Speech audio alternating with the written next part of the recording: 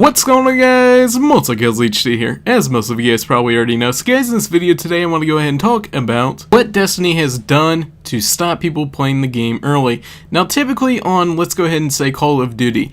If you get Call of Duty early, let's go ahead and say that you did my method that I mentioned a couple videos ago, and you ended up getting the game, let's say a week early for example, right?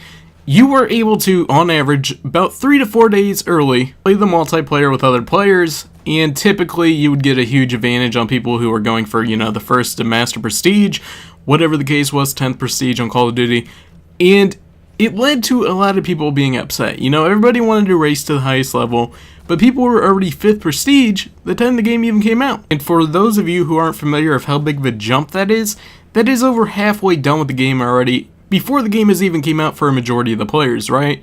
So it is a huge jump for something like that to happen on a lot of these games. So Destiny decided to, let's go ahead and do something that hasn't been done before. They've decided that they're just not going to turn on the servers until the game is available in other regions around the world.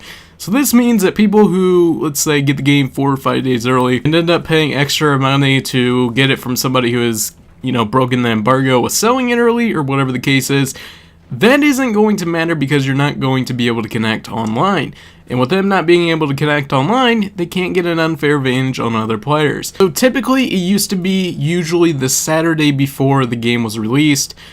If it's released on Tuesday, for example, or Monday night at 11:59 p.m., whatever they decide to release it on, they would be able to play just a couple days early, like I said, and get an advantage that was very unfair.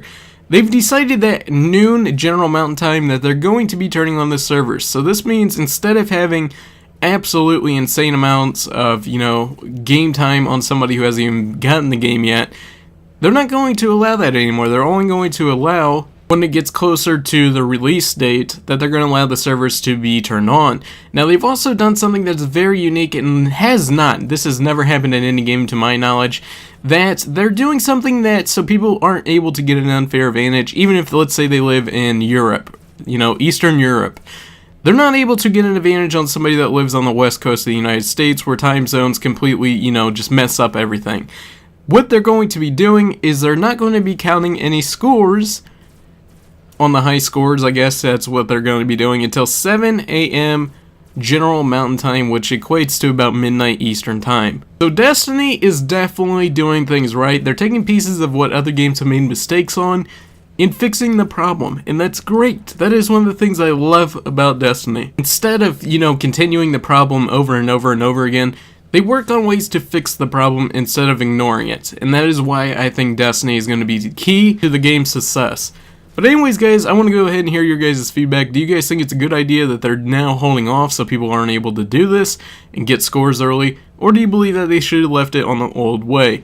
Until next time, guys, hope you guys enjoyed the video. I'm Multi-Kills HD, and I'm out.